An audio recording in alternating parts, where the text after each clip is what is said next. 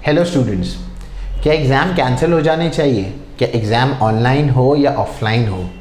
ये सवाल कल से हमारे सामने आ रहा है। हम एक टीचर और स्टूडेंट्स की कम्युनिटी है जो कि हर चीज़ को रैशनली एनालाइज करने की कोशिश करती है। तो यहाँ इस वीडियो में हम ये बात करेंगे हमारे लिए इन तीनों ऑप्शंस के एडवांटेजेस और डिसएडवांटेजेस क्या है। हम यहाँ पर किसी के फॉर में या अगेंस्ट में बात नहीं करेंगे, यानी कि उनके फेवर में या उनके अगेंस्ट में बात नहीं करेंगे। हम यहाँ पर हमारे पास जो भी ऑप्शंस अवेलेबल है तो उसके एडवांटेजेस और डिसएडवांटेजेस देखेंगे। बहुत थोड़ा सा टाइम लूँगा आपका, ताकि हम ये समझ सके कि हमारे लिए फ़ायदेमंद क्या है।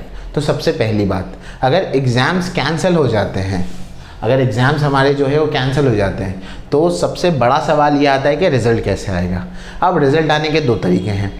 पहला तरीका तो ये है कि स्कूल में अब तक जो भी एग्ज़ाम हुआ है उसका एवरेज लिया जाए और उसका मार्क्स आपको दे दिया जाए, पहली चीज़। दूसरा ये हो सकता है कि कुछ दिन पहले CBSE ने ये प्रपोज्ड किया है 12th स्टैंडर्ड के लिए कि उनके प्रीवियस स्टैंडर्ड के मार्क्स क्लास 9 से लेकर क्लास 11th के मार्क्स को लिया जाए, उसका एवरेज लिया जाए और फिर वो आपको मार्क्स दे दिए जाए 12th के लिए, ऐसा कुछ। तो ये दो ऑप्शंस बेसिकली हमारे पास हैं, पर ये दो ऑप्शंस को लेकर एक बड़ी दिक्कत है। वो दिक्कत ये है कि यूनिफॉर्मिटी की दिक्कत है। फॉर एग्ज़ाम्पल, किसी स्टूडेंट ने अपनी स्कूल में एग्ज़ाम दिया और उसका एग्ज़ाम्स का जो पेपर था वो काफ़ी आसान आया था, ये बहुत लीनियंसी से उसका एग्ज़ाम हुआ और बहुत लीनियंसी से चेक किया गया। सो इंटरनली उसको काफ़ी ज़्यादा मार्क्स वहाँ मिल गए। वहीं पर दूसरा स्टूडेंट था जहाँ पर उसका एग्ज़ाम्स का पेपर भी डिफ़िकल्ट था और चेकिंग में भी ज़रा भी लीनियंसी नहीं थी, तो उसके मार्क्स वहाँ क्या हो गए, कम हो गए। अब जब ये दोनों कॉलेज के लिए जाएंगे तो क्या होगा? जब ये दोनों कॉलेज के लिए जाएंगे तो दोनों के पास जो परसेंटेजेस है वो तो अलग अलग होंगे। इसका शायद कम मेहनत पर ज़्यादा मार्क्स आ गया और इसका ज़्यादा मेहनत पर शायद कम मार्क्स आ गया। तो ये तो कोई यूनिफॉर्मिटी हुई ही नहीं।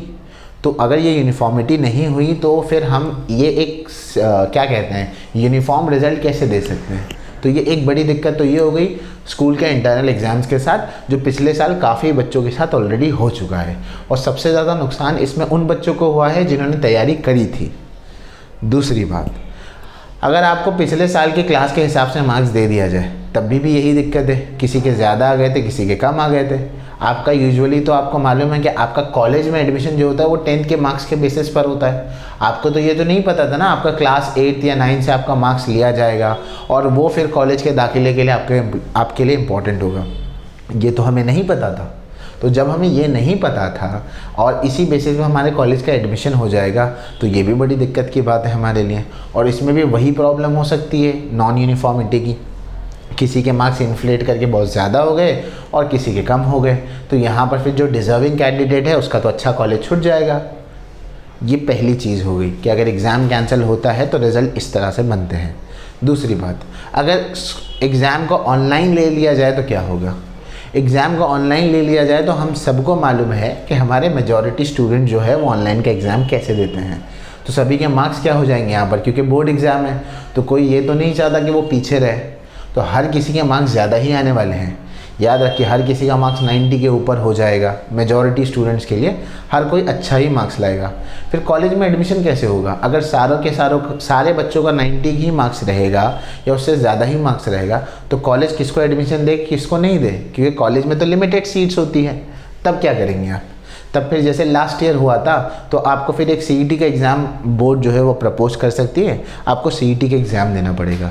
अब वो भले से एक दिन का एग्ज़ाम है पर उसमें दिक्कत क्या है, आपने थियरी एग्ज़ाम के लिए प्रिपेयर किया था और ये तो ऑब्जेक्टिव टाइप एग्ज़ाम है, सब्जेक्टिव के लिए प्रिपेयर किया था और ये आपका ऑब्जेक्टिव टाइप एग्ज़ाम है, जो कि पैटर्न वाइज तो काफ़ी अलग और डिफरेंट एग्ज़ाम है। तो फिर उसकी तैयारी करनी पड़ेगी। यानी अगर आप दिमाग लगाएंगे तो आप ये समझेंगे आपको कहीं ना कहीं एग्ज़ाम तो देना ही है।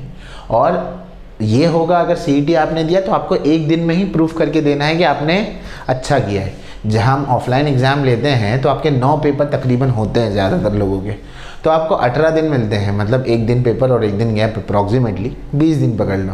तो आपके पास 20 दिन होते हैं अपने आप को सुधारने के लिए। अगर कोई पेपर अच्छा नहीं गया तो दूसरा अच्छा जाएगा, पर CET में तो ऐसा नहीं है, उसी दिन पर पेपर देना है और उसी दिन पर सारा अच्छा मार्क्स आना भी चाहिए। तो यहाँ पर ये एक आपके पास बड़ा कंसर्न रहेगा, क्योंकि आपको एग्ज़ाम देना, आप उससे बच नहीं सकते। अब आते हैं ऑफलाइन एग्ज़ाम की तरफ। अब ऑफलाइन एग्ज़ाम में सबसे बड़ा कंसर्न तो हेल्थ का है, ये फॉर श्योर है। जो बच्चे बोल रहे हैं वो गलत नहीं बोल रहे हैं कि हेल्थ का कंसर्न है।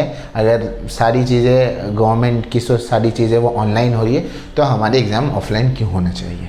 देखो यहाँ पर एक बात ये है कि अगर गवर्नमेंट ने ये कहा है कि ऑफलाइन एग्ज़ाम लिया जाए तो उन्होंने कुछ नंबर्स और कुछ फैक्टर्स को देख कर लिया होगा। इसका मतलब ये है केसेस कंटिन्यूसली डिक्लाइन हो रहे हैं, इसीलिए उन्होंने ऑफलाइन एग्ज़ाम की तरफ प्रपोज्ड किया है। हाँ, ये हो सकता है कि हमारी तैयारी नहीं हुई है तो पोस्टपोन करके 1 महीना उसको आगे बढ़ा दिया जाए, ठीक है। और अगर ऑफलाइन एग्ज़ाम आप देने जाते हैं, अगर आप चले गए ऑफलाइन एग्ज़ाम के लिए, तो बच्चों का वैक्सीनेशन भी है वो भी शुरू हो गया है। और दूसरी बात ये है कि जो केसेस हैं वो काफ़ी ज़्यादा डिक्लाइन होने शुरू हो गए हैं।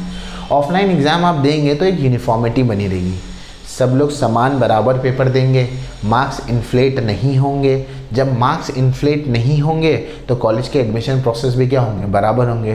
किसी के साथ नाइंसाफ़ी तो नहीं होनी चाहिए, ये तो आप भी समझते हैं, मैं भी समझता हूँ।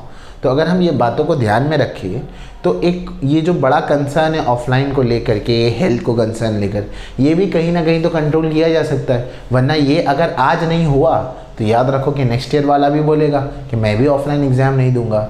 इसका एक बड़ा डिसएडवांटेज ये भी समझ लो, अगर ऑफलाइन एग्ज़ाम नहीं होता और आपको ऊपर वाले 2 मेथड से, या तो एग्ज़ाम कैंसिल होने से या ऑनलाइन के आने से आपका रिज़ल्ट आता है, एक बात याद रखो, उस एग्ज़ाम की जो रिज़ल्ट की वैल्यू जो है वो कम होगी as compare to offline exam. अगर ये बात आपको मुझसे समझ नहीं आ रही तो पिछले साल जो बच्चों ने 10th दिया है और उनके मार्क्स आए हैं, आप उनसे पूछ सकते हैं कि उनको क्या क्या रिएक्शंस मिले थे। और ये सारी चीज़ों में आपको लाइफ में कहीं ना कहीं तो एग्ज़ाम तो देना ही पड़ेगा। अब चाहे आप 10th में हो, 12th में हो, यूनिवर्सिटी में हो, आप कहीं पर भी जाएंगे तो आपको एग्ज़ाम तो देना पड़ेगा। तो मैंने आपको तीनों तरीके बताए हैं।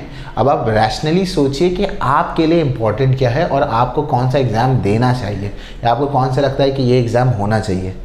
टिल देन बाकी चीज़ों पर ना ध्यान दें, अपने एग्ज़ाम की प्रिपरेशन में लगे रहें। मोस्ट प्रोबेबली आपका एग्ज़ाम तो ऑफलाइन ही होगा, भले से शायद थोड़े दिन बाद हो या डिले से हो, पर आपका एग्ज़ाम मेजॉरिटी जो हमारा ओपिनियन और इंक्लिनेशन है वो ऑफलाइन की तरफ ही है। Till then keep studying. Thank you.